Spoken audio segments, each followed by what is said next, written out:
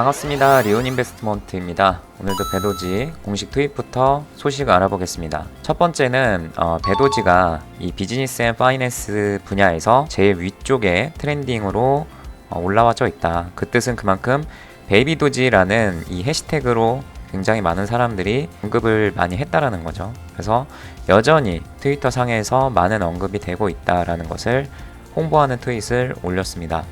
다음은 이제 메인 이벤트죠. 그래서 아마도 한국 시간으로는 목요일 저녁이나 아니면 목요일 새벽쯤에 발표가 될 것 같은데, 이더체인 상에서 생성형 AI 그리고 NFT 발행할 수 있는 거에 대해서 이제 출시를 합니다 라고 이렇게 트윗을 올렸습니다. 근데 이제 BNB 체인에서 하드포크를 할 때 좀 시간이 지연될 수도 있다라는 점에 대해서도 이렇게 언급을 해주는 모습을 보였습니다. 그래서 이 내용 같은 경우는 제가 계속 언급을 드렸기 때문에 추가로 더 말씀드릴 부분은 없을 것 같고, 보는 김에 그러면 이더체인 상에서 얼마나 홀더들이 늘었는가를 보게 되면은 한 달 전에는 13,000명이 넘었었는데 지금 대려 홀더들이 줄고 있습니다. 그만큼 이더체인 상에서의 배도지가 인기가 없다라는 걸 의미를 하고 새로 유입된 어떤 홀더들이 없었다라는 것을 의미를 하겠죠. 그래서 BSC 체인 상에서 대부분의 사람들이 홀더들이 활동을 하고 있고, 또 그렇다고 해서 이 이더체인 상으로 배도지를 옮기기에는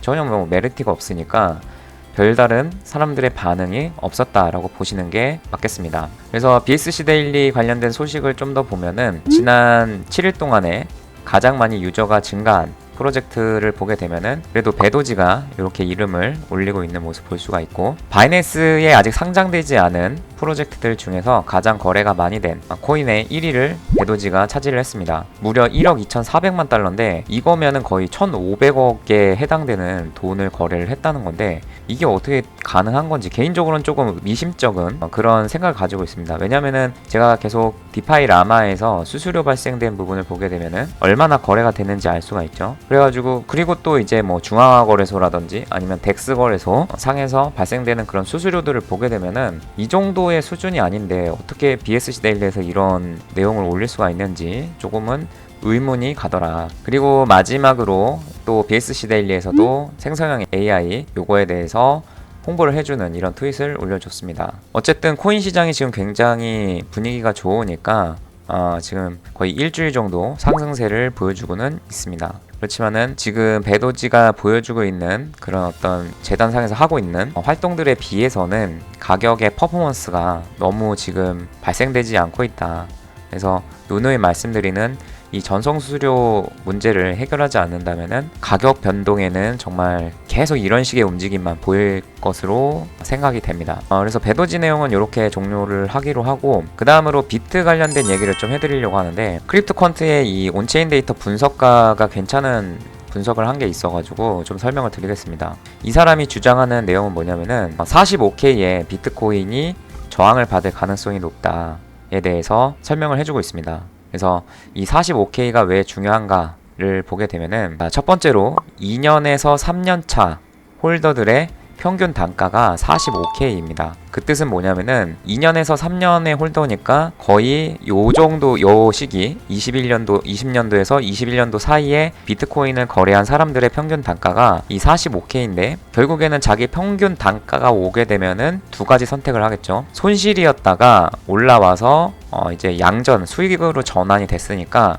여기서 탈출하려는 움직임이 첫 번째로 있을 거고, 두 번째는 그냥 끝까지 가겠다라는 사람이 있을 건데, 어찌됐든지 간에 이런 매물이 출회될 수 있다라는 그런 가능성이 있어가지고 여기가 저항의 가격으로 작용될 수 있다라는 겁니다. 그리고 두 번째는 그러면 왜 하필이면 2년에서 3년이냐 홀더 중에, 그 이유는 이 UTXO 에이지 밴드라는 게 뭐냐면은 전체 유통되는 비트코인의 유통량 중에서 이 2에서 3년 홀더들의 비율이 어떻게 되느냐를 따지고 봤을 때 16%라는 거죠. 여기 16%.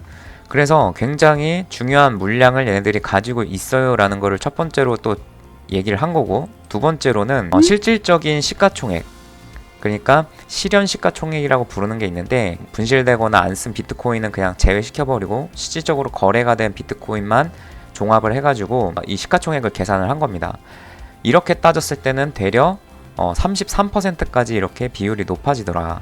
그러니까 2에서 3년 차를 지금 홀딩을 하고 있는 이 사람들은 굉장히 지금 단단한 매물벽이라고 우리들이 이해를 해볼 수가 있는 거죠. 그래서 결국에는 이 2에서 3년 차인 이 평단인 45K까지 도달이 됐을 때 매물이 출회될 가능성이 높고 저항으로 작용될 가능성이 높다. 그렇지만은 이 가격대가 돌파된다고 했을 때는 투심이 급격하게 완전히 이제 바뀌겠죠. 그러니까 여기가 돌파된다라는 것은 이제 숏을 보는 사람이 없어진다라는 걸 의미를 하기 때문에 완전히 추세적으로 큰 상승세를 보일 수 있는 어떤 트리거 기준 가격으로 우리들이 이해를 해볼 수가 있다. 그래서 지금 비트는 45K를 돌파하느냐 아니면은 여기서 실패를 하느냐가 이제 당락이 결정될 것 같고 좀 더 시장을 지켜보시면서 대응을 해보시면 좋을 것 같습니다. 이렇게 설명을 드렸고 또 궁금하신 내용 댓글로 달아주시면 답변 드릴 수 있도록 하겠습니다.